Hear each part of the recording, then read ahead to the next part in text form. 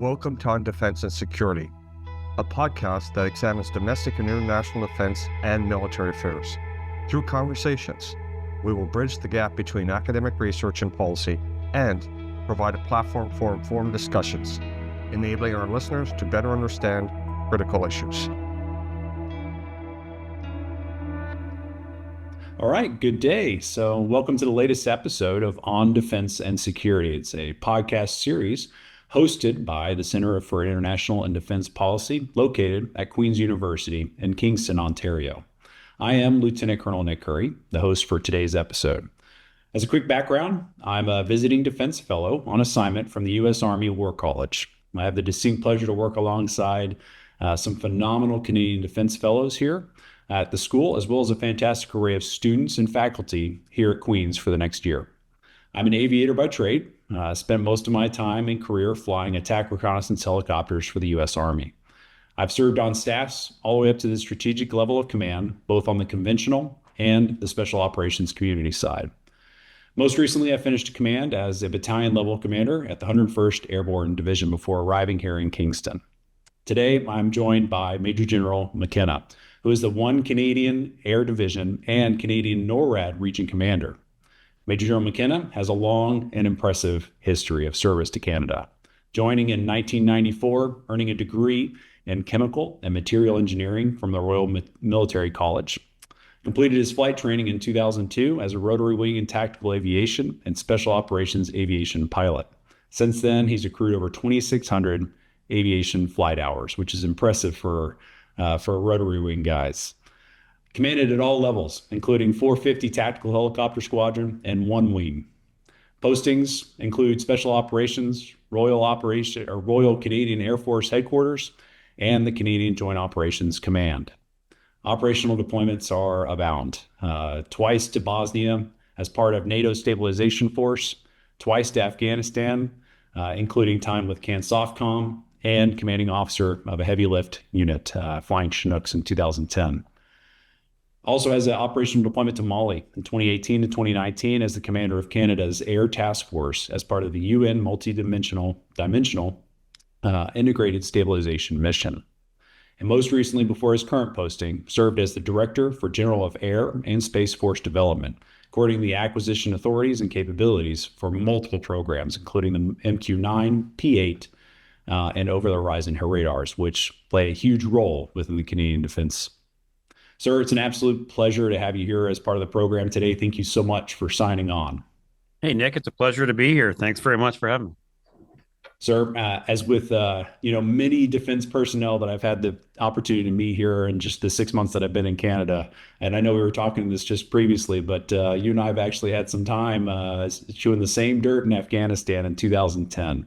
I had the opportunity to work with the Canadians, the Australians pretty closely, flying Apaches as y'all were flying your Chinooks around the AO. And I'll tell you, there is no better compliment than saying the team was reliable, committed to the mission, hardworking, and man, in it for the right reasons. And it was just impressive to work with the Canadians over there. Well, same back to you, Nick. We relied on you guys a lot for fire support, et cetera. And we had a downed aircraft scenario that I'll never forget.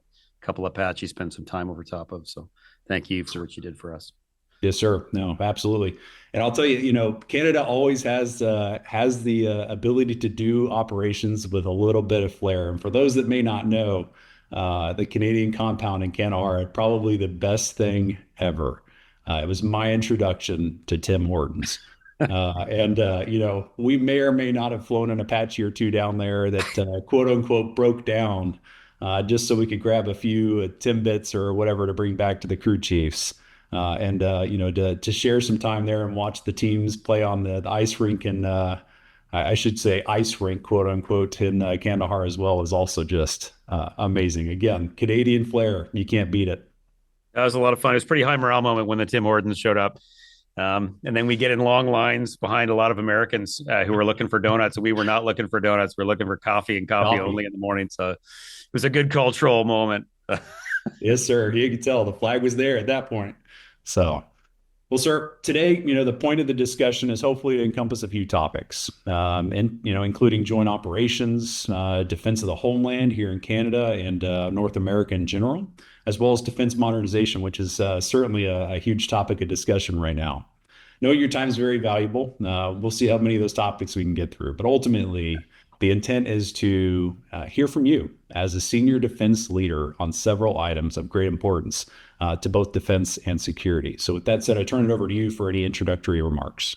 I'm just really, really happy to be in the conversation here. I think it's very timely given what has happened around the world, a lot of geostrategic instability in pretty much every region of the world. So sadly, the military is a bit of a growth environment. And quite honestly, I'm very happy to see Canada meeting the moment with a lot of defense spending occurring, and we're seeing an accrual of a lot of more lethal capabilities in our inventory, which is great to see. Yes, sir. Absolutely. Absolutely. And, just to kick off the topics is really, as you talked about, the international world order that's going on. It's increasingly, and it always has been, but it's increasingly more, it requires joint operations. We see that in the current conflict that's going on in multiple areas. And, you are in a unique position as a commander of many, many hats, I should say. And I'll get to that in a minute. But, leading within NORAD is a unique opportunity. It's critical to both domestic policies that are outlined in our North Strong and Free. It's also the world's oldest binational military agency, which provides distinct opportunities to engage in international relationships on a daily basis, I'm sure. I haven't had the experience to work with NORAD yet. Maybe hopefully soon, because there's some pretty good spots to get posted to. But I do have extensive experience, like I talked about before, working with international partners. As I kind of alluded to, your position's unique. I think you wear a total of maybe 5 different hats, if not more, I'm sure. Both the commander of 1 Canadian Air Division, commander of Canadian NORAD region, the JFAC, which is the Joint Force Air Component Commander. You run search and rescue operations for the Trenton region, which is, for those that don't know, over 10 million square kilometers in central and northern Canada. It's just impressive. But given kind of that experience and that scope that you have in your current position, I'll start with the opener that most people do when they have the opportunity to talk to a senior leader. What challenges and threats keep you up at night? Yeah, I mean, challenges, the many hats, I think, is actually a bit of a blessing. And people look at it like a burden, but it's not. Because if I don't have authorities in one basket, I typically have them in another. And it's a bit of a choose your own adventure in terms of making sure you can actually execute your mission set in a given day. So I actually really well enabled with really broad authorities and to execute as long as I just sort of keep everyone up to date on what I'm doing. The challenges are the adversaries. And so primarily from a Canadian point of view, I would say Russia as the acute, but not necessarily waning adversary, and China as the pacing. And I think we define that very clearly in our defense policy. I would also say that we're watching collusion between the two, and that actually matters to my NORAD mission set. So historically, NORAD was really meant for, the Russian threat. And it was kind of a 12 o'clock scenario, right? You were looking north, straight north, and you'd look at the 10 and 2 o'clock as options to defend as well. And now we're seeing, the collusion with China. And I think that is quite concerning. And you're actually seeing, I'd say, a more threatening axis from sort of 9 o'clock to North America all the way through to the 11:30. And so my focus is making sure that my team's ready to meet that threat and that we can convert to new platforms like the F-35, like the MQ-9 rapidly so we can be interoperable at moment zero. And we're able to sort of meet the threat where it meets us. If you think back to last summer, as an example, we had the combined bomber patrol between the Chinese, the PRC's Air Force. Their H-6K bomber joined up with Bear H's out of Russia, and they bounced into the Alaskan Air Defense Zone by way of Anadyr, which is a northeastern base in Russia. And so you had a pretty significant amount of logistical coordination between the two countries, and they presented essentially a risk and a threat to North America. They held us at risk in a binational way, which was concerning. The good news was my commander at the time, and still my commander in NORAD, General Guillot, was adamant that Canada and the U.S. meet that threat together to show a united face, even though it was in American airspace in the sense that it was Air Defense Identification Zone, Alaska. And so we did. We pre-positioned F-18s. We were in the air with 7 tankers and met that threat with F-35s and F-16s from Alaska, and we were able to deter the adversary, get him out of the air defense identification zone. But that is the kind of thing we need to be ready to do, sort of a fight tonight kind of scenario. So I have crews on, single digit minutes of standby any given day to launch and do that kind of mission set alongside the U.S. Yes, sir. And that's the thing. Some of that stuff does bleed over into news. We'll hear about it in the news. The general population will hear about it in the news, but your position, your unit, as part of the wider NORAD mission set, oftentimes faces things and it doesn't even enter the news. They don't understand. I think I think the absence of things occurring is good. that is deterrence in some cases. So not everything needs to be public. But I think the key question is making sure that U.S. and Canada are aligned in the way that we meet adversaries when they approach the North American landmass and North American approaches. And I think NORAD is really unique in that, like in a way that I have Americans in my staff. My deputy's a U.S. General Officer. He's a U.S. Fighter pilot. And I've got Americans and Canadians on my staff who, to be honest, after sort of the first day you meet them, you don't really care who wears what uniform. And you sort of forget. We'd all sort of move into our staff roles, and that's the 3, and that's the 4, and that's the 5, and who cares what uniform they're wearing? And it is like that in Colorado Springs as well at the headquarters. And each of the NORAD regions has like that scenario. So up in Alaska, American commander, Canadian deputy commander, U.S. and Canadian staff blended. And so it's honestly a huge strength. There's some little challenges, policy challenges you got to get through, foreign disclosure, et cetera. But for the most part, it's very, very clean and easy. Yes, sir. Yes, sir. Couldn't have said it any better. Both operational here at home base and then when we go abroad. It's those relationships are critical. And I'll tell you, they're stronger and stronger every year. Yeah, sir, and you've already addressed it, how the unit's kind of getting after a lot of those concerns you talked about, both through regular exercises and regular integration. It's critical.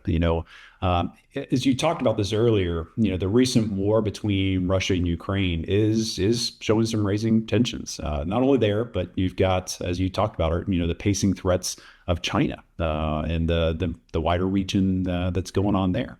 The legacy measures that our military readiness has been measured on are getting challenged. Technology's changing, tactics are changing, and that's kind of the old adage. You can see that no matter what point in history you pull from. We also see kind of the further proof that multinational partnerships are important. It's buoyed up both sides when it comes to the war. In a wider international context, how does Canada work with those multinational partners to best train, as you talked about, being ready at a moment's notice, but to best train and prepare for those future conflicts just beyond, just defense of the homeland, but we're talking kind of the large scale combat operations. Yeah, I think the alliances matter a lot, as you said. And so I think, the CAN-US binational command, obviously primacy of that because we share 8,000 kilometers of border. In second priority, the intelligence sharing arrangement that is the 5I also has an operational arrangement in the sense that you train often and at a very high level with those Five Eyes allies because of the ease with which we share information to each other, both operational and logistic. And then NATO, and I would say Canada has not been as present in NATO as we have been most recently. And so we've really kind of pushed our chips on the table a little bit and have been a heck of a lot more involved in NATO of late as a result of the increased tensions in Eastern Europe. And I think we just need to be present there more. And so I have a mandate where I owe a certain number of fighter aircraft to the NORAD enterprise. It really is it's the binational O, so it's a good news story. But I also owe aircraft and capabilities into NATO, and I need to make sure that they train hard and that they are ready when called upon on relatively short notice. So that does imply a high level of readiness and high level of training. Recently was over in NATO Aircom for meetings, and it's like a 5th or 6th hat now that I've got. They've convened all the air commanders from the 32 nations. It's actually a lesser number than that because not everyone has an air commander. But anyways, I was there recently with all of my colleagues from NATO and, trying to make 31 new friends. And it's great, though, to be honest, to share some of the operational information. Obviously, very, very close with the UK, and we are really used to working with them. But some of the other newer partners into NATO, like Finland, like Sweden, it's sort of a new thing and trying to figure out what those relationships look like. And you think about, the importance of operational procedures being sort of aligned in like a NATO STANAG or standardized agreement. And I think that's important. For a long time in the global war on terror, we sort of aligned ourselves very very closely with the U.S. And so U.S. doctrine, like Gold Book for air assault, like that's how I air assault, right? Yes, sir. I think about my enhanced forward presence brigade, the Canadian brigade that is in Latvia. They had a very sort of CAN-US or Five Eye centric procedures, and they've had to adapt quite a bit into the NATO planning process and changed, quite honestly, as the convener of these forces in a 14-nation brigade. They've had to sort of, okay, what is the standardization? It is the NATO standard. And so we will change the way we plan to be welcoming to our NATO partners. And this has sort of reminded us of these things we knew really well in the 80s, and we sort of drifted away from it for convenience, for probably pretty good reasons. But now it's a good time to recommit. No, that's a very good point, sir.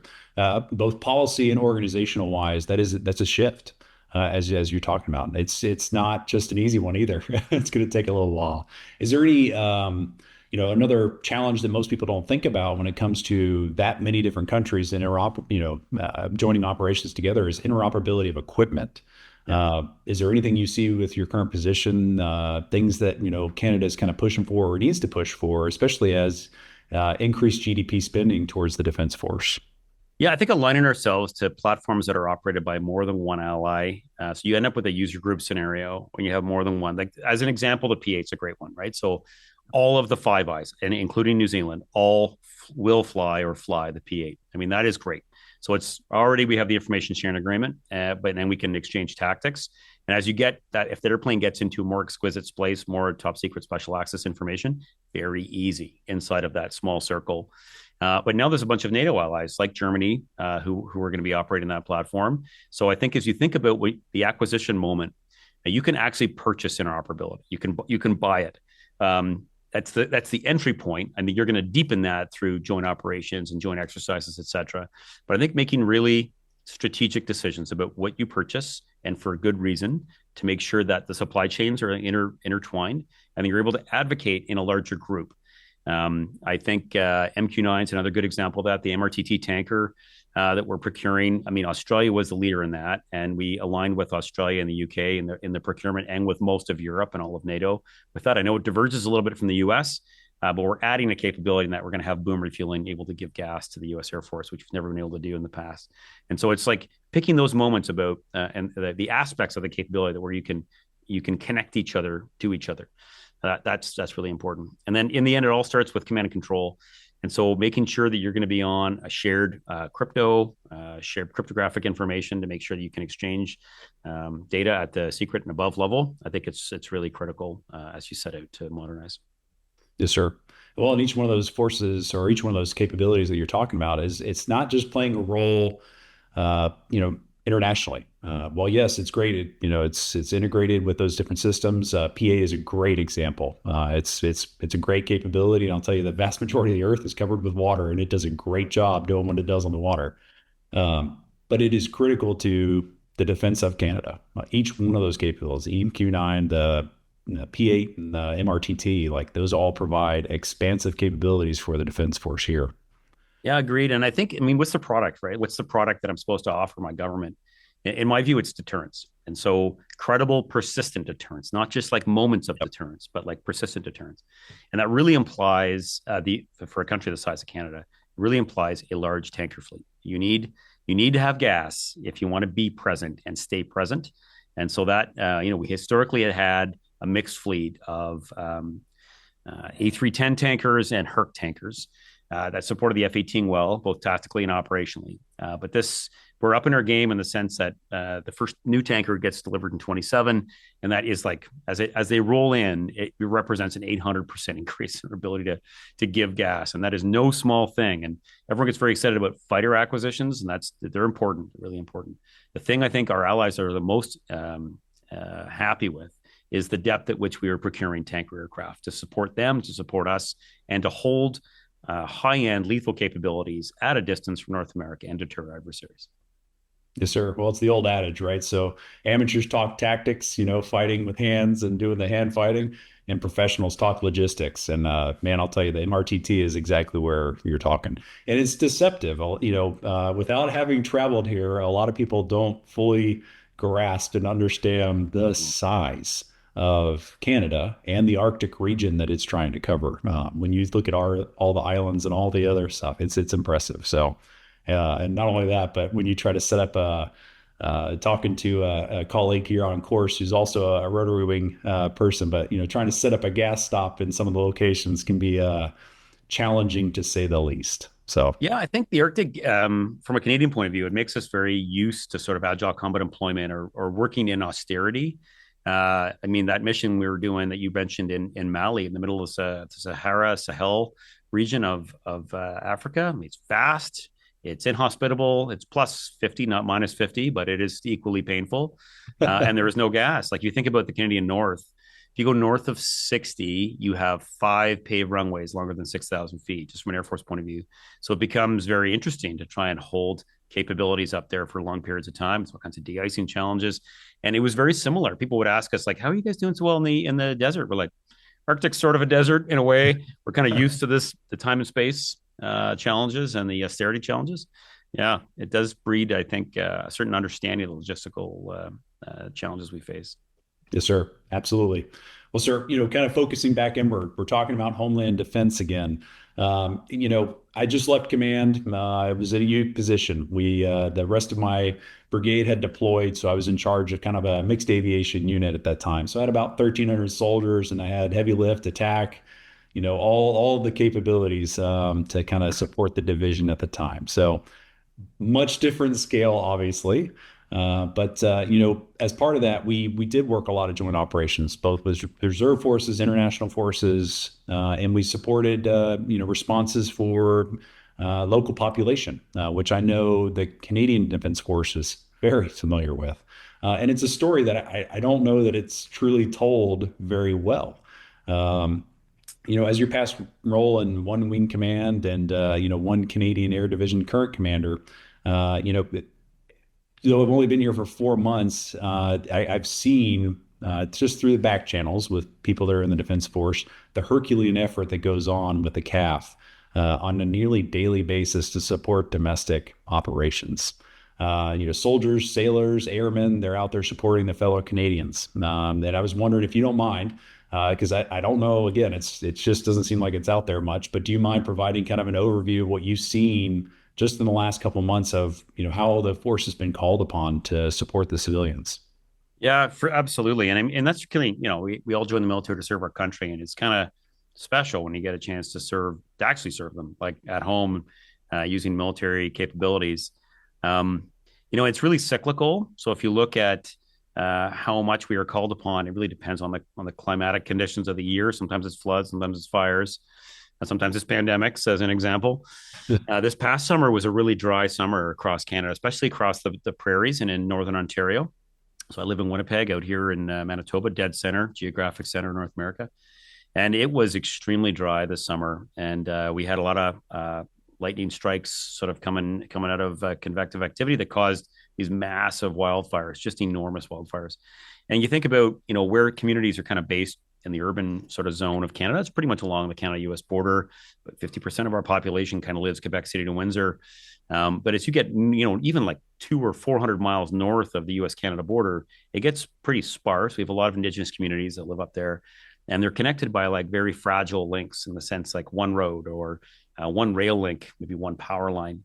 And this summer, things kicked off fairly rapidly. We have high winds and you have long sort of stretches of fire on a north-south axis, and they start moving laterally across the country.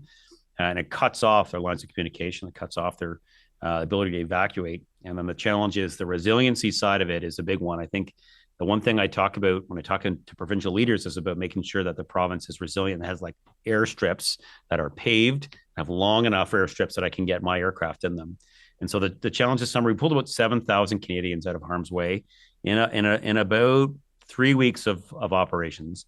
Most of that was concentrated in like 2 or 3 day pulses as a fire was approaching a community. Though maybe the one example I give you was a community called Puckatawagan. It's north of a town called The Paw. So that's the closest airport that will be able to host a Hercules or a C-17 or one of my Chinooks. And that was about 107 miles south of it. And we had to fly from The Paw into Puckatawagan. It had a rail line that had burned. So no connection, no ability to get there by land. It had a 2,900-foot airstrip that you could not get. You could get an airplane in there once. You wouldn't be necessarily get it out with anything consequential. And so it became this rotary wing evac scenario, right? Where you had, and the power line had burnt. So there's no power to the community. And they decided quite late, I think they were thinking they could tough it out. When they lost power, that was kind of it. And then we got to get those children, those elderly, we got to get them all out. And this little airstrip was all we had. My first aircraft on the scene were Twin Otters. So little tiny airplane with about 10 seats. And we were pulling like 20 people at a time out with that. I closed the helicopter school we have in Port Prairie, and I sent their helicopters north. And then we activated the Chinooks that were in Petawawa, 2,600 kilometers away. And we had them do a single day transit. So they did one crew day transit, landed, put the aircraft to bed, got some crew rest, and showed up first thing, and then launched into it. And they were pulling, and there's 32 seatbelts in a Chinook. They were pulling like 60-ish, 70 people out at a shot, like little kids with teddy bears, sort of cargo strapped to the floor to get out of there rapidly. And we pulled about 1,170 people out in a 36-hour period. No small thing. My crews were extremely proud to do it, but the flying was not without risk. So we had, guys flying inadvertent into instrument meteorological conditions with evacuees on board because the fire smoke was so thick. Eighth of a mile visibility in some cases. We had aircraft who couldn't get back to the PAW, had to divert to roads, and were surrounded by fire. We had aircraft fly through pyrocumulus clouds and end up structurally damaged. It is not a benign environment, even though you're working at home. So, but I will say, like, the smiles on the face of my guys at the end of the day, even though it's a tragic, awful situation for the people we evacuate, they're really proud to do it. This is exactly kind of why we all put a uniform on, and you're helping your fellow countrymen, right? So, I don't know. It's paradoxical because I find it like the military is meant for other things, but I am always very proud to be able to serve fellow Canadians. Sir, couldn't have said it better. In my experience, almost exactly the same. You always kind of have a hard time trying to find those volunteers for some kind of pop-up event, pop-up mission, but I've never run short of volunteers when it comes to supporting support for local support authorities or any kind of disaster relief. It's easy. It is very easy to find, and there's no better sense of gratitude and accomplishment for the team that comes back from it. We had a very similar one right before my brigade deployed, where we went and supported in North Carolina. The hurricane that came through there and caused a lot of difficulties between mudslides and everything. And you're exactly right. The challenges that you face with just landing strips and trying to get things safe and keep things safe while dodging weather and getting people where they need to be in supplies. So it's a Herculean effort. And on that, the fun part is, I mean, just as you talked about, shutting down training schools, stopping missions, stopping training missions. And that's a challenge. That is a challenge that's posed. And I'm interested to hear, how does the command balance meeting those and obviously very critical missions for the community, for the fellow Canadians, while also trying to build that readiness we talked about before in preparation for combat and fighting. Yeah, I think part of it too, that it's a good question, right? Like, so you don't really train to this mission set. You train to much higher end mission sets. You can default to this, and everything you train at the high end can be used in these situations. But they are readiness eating events in the sense that there's an opportunity cost. You would be doing something else to get ready for a high end fight if you were not there. And so the challenge, I think, is making sure that if it's an emergency, you act like it and you get there on time and you execute like as fast as you can.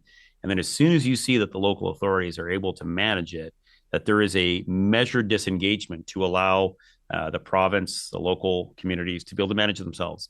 And to be honest, like what I've noticed from these events is they want that. They don't want the big present military on everything. It actually kind of scares people, right? Like I can remember we were evacuating a community north of Lake Winnipeg, and like the Hercules was doing engine running onloads. We only do those tactically. This is like gravel flying everywhere, but we were rolling an airplane in and out of there every 15 minutes. We couldn't afford to shut down. We couldn't afford to break if you shut down. That's right. We were loading kits. We would call ERO, engine running onload. It's terrifying, right? For a 5-year-old holding a teddy bear, holding his mom's hand, trying to get brought onto that airplane. And so like at a certain point, I would much rather not be there and have a normal airplane sitting there with its engines off so the kid can get on that. And so it's all about like massing effect, getting as many people safe as you can. And then as soon as you can, step back. I think the challenge is that we found the provinces are very asymmetric about this. Some are very good at that. They really want to stand up on their own. And some they prefer to let you kind of go a little longer. We are the force of last resort, not first convenience. And that is, I think, is the key one. And I would really encourage leadership in municipal all the way to provincial to think about the resiliency equation that they have and what they need to have on contract and what they need to have in their communities to be able to sort of deal with some of this stuff. Because I had 21 for the Puckatawagan evac. I had to aggregate 21 helicopters from all over Canada. Some of them were close in Port Prairie, but some of them were in Petawawa. Some of them were in Eastern Canada. And so they were doing, multi-day transit to get there. It's a big country, as you said. So the challenge sometimes is the aggregation to effect, especially if you're in the middle and everything's at the edges. Yes, sir. No, and that's, you encompassed a lot of the key challenges every defense force faces when it comes to this. And, it's very distinctly different between the United States and Canada just because of the distances you're talking about and how far apart a lot of those resources are. I could fly 25 miles in the States and probably hit 3 airports. But here it's very, like you're talking about, you all are very used to, vast distances where those resources don't exist. But again, just the willingness and the amount of support coming from the Defense Force to the local communities is impressive. And I've heard just from students here at the school, story after story after story, and there's no better way to show the support to the population. So, sir, kind of the last, we've got a few more minutes, but I wanted to kind of shift focus and talk about modernization. It's an old adage. It's always going to happen. It's kind of like death and taxes. In the military, you have to modernize to stay relevant and to stay in the fight. And we're seeing that. We're seeing that today. The U.S. military, just from my experience, is in a period of rapid modernization. The U.S. Army started up transformation and contact units. I happen to be a part of one where we're implementing new technologies. We're strapping things to helicopters to see how it works. We're using AI, machine learning in the formations for pulling information together to help decision making, which is just interesting and just cool to be a part of. And the growing prevalence of unmanned systems on the battlefield, both in the air and on the ground. It's changing the stakes. The Canadian Armed Forces are doing something very similar. And as we talked about earlier, we're growing, the Defense Force is growing from about a 2% GDP up to over 3%, with a goal of 5% in the next couple of years. That includes, investments into multiple other things. Just interested to hear, what do you think, the CAF of 2035 looks like? What are those priorities? What are those things that, the CAF to balance both domestic and international requirements? Where do you see it going? Yeah, I think I may give you the top line view that I like. The mantra that I use is everything we acquire has to make us more lethal, more interoperable, and more survivable in the modern battle space. And why? So you can have, at the very least, periods of pulsed overmatch against an adversary. And the effect you're really delivering is about credible, persistent deterrence to an adversary so that we protect our way of life. Quite honestly, our economic security is national security and vice versa. So we need to take this very seriously. I am extremely happy to see the support we're getting from government right now. And I definitely feel it in terms of my budgets and how I can train. I have my F-18s are getting ready for a transition to a 5th-gen platform, to the F-35. And I realize that's a political discussion right now. It's a program that's in review, but we are under contract for 16, and my first jets arrive next year. And so my first pilots are commencing their training this summer. And so it's really all about the kind of threats I'm going to be dealing with. It's all the planning you're making for modernization. I've got to be start with the threat basing. And the threat base is, if you look at, Russia, from a first principles point of view, yes, they're retreated in the land domain to a great degree. However, they have 1 million more people in uniform now than they did when they entered Ukraine in February of 22. They've lost 1 million young men and women, I guess, in their last 2 or 3 years. But I would say in the air and maritime domain, they're relatively untreated. And I certainly see and feel it in the NORAD mission center any given day. So I have to look at what they're doing. And there's hypersonic proliferation. They're looking at Gen 5, Gen 6 aircraft, looking at manned team, just the same things we're looking at. Yep. And looking at modernizing. Yeah, they're blunted a little bit by sanctions. And then maybe that just slows them down a bit, but it certainly does not change their ambition. And so I need to be force developing, against that high-end threat that Russia will present. And certainly, I always talk about capability and intent, and they always had capability. We never knew if they had intent. Well, that became real on the 24th of Feb. So there's certainly intent, and I think there's more intent beyond what we're seeing. On the China side, I mean, a dramatic increase in their combat capability and their ability to project outside the second island chain. For what reason? I mean, that's for political scientists to divine, but the certainly economic coercion and the rules-based international order we all prospered with in the last 70 years, 100 years of our lives, is definitely being challenged. And they are putting hard power capabilities in places that make us need to rethink about what we're buying. And so I have to generate a fifth generation fighter capability to defend and deter against that. I need to have the ability to hold that. So I think we talked about logistics a bunch and the importance of tankers. So I'm a bit of an air domain centric guy, but we are being challenged in every domain right now. Yep. And I'd say we haven't talked about it at all, but cyber and informational, like we are very close to conflict right now, in my view, on cyber and informational. We're in high competition in the remaining domains, but we are certainly seeing a lot of hybrid and a lot of gray zone stuff occurring. And I feel like I'm in a rush. I feel like I'm in a rush to modernize, to be able to meet the moment if a threat were to be presented. And then I think a lot more about the maritime domain than maybe I would have naturally. So NORAD has a maritime warning mission set. So we look at dark ships and we look at the approaches on the surface, but there's obviously a whole subsurface aspect, which is both national, binational, and NATO, where we look at adversary submarines. But what am I defending against, I guess, is the big question. I'm defending against, in my view, air and sea launched cruise missiles, ballistics, and potentially hypersonics. And so you have to force develop against that threat set. And that really implies like a couple of things. One, magazine depth. Like we need very deep magazines to be able to deal with a sustained, protracted conflict. And I don't think historically, at least not since the Cold War, we've held that. And we need to be buying high-end equipment with our allies that we can iterate together to keep lethal. So you buy an iPhone, but the iOS changes every month or two. And so an aircraft, a ship, that's an iPhone, but it's software-based iteration in intel mission data and operational mission data to stay lethal, to stay ahead of the adversary. And that's where the challenge is going forward. And doing that alone is almost impossible. There's a couple countries, probably the US, maybe China can do that alone. The rest of us need to figure out how to do this together. I'd be remiss. One of the topics that was brought up, we had the distinct pleasure to have a delegation from the Ukrainian National Defense University here in town last week, along with several Canadian Air Forces that were here to kind of pick their brains. And it was a good conversation. And obviously, one of the key topics they talked about was what is the future of aviation operations when we looked at unmanned operations that are going on in the current conflict in Russia and in Ukraine. Just interested to hear your thoughts. What do you think? What do you think that future looks like? Is unmanned the only future? Do we see manned aviation still going? I have my opinions. I'm going to hold to them, but I'm interested to hear your thoughts as a fellow aviator. Yeah, it's a tough one. I do think there's a human element of conflict, and there's a human element of making decisions that will take lives. So I think it's hard to disentangle the human from this, at least in my conceptual frame. I think there's a lot of goodness that comes out of manned-unmanned teaming and the greatness. Like I was part of the experimental developmental gateway exercises, EDGE exercises the U.S. Army ran. And I had a bunch of our folks down there from the Defense Research Canada. We had an autonomous helicopter down there doing there are certain tasks that I think I would consider them to be dull, dirty, or dangerous, where an unmanned platform is really well suited.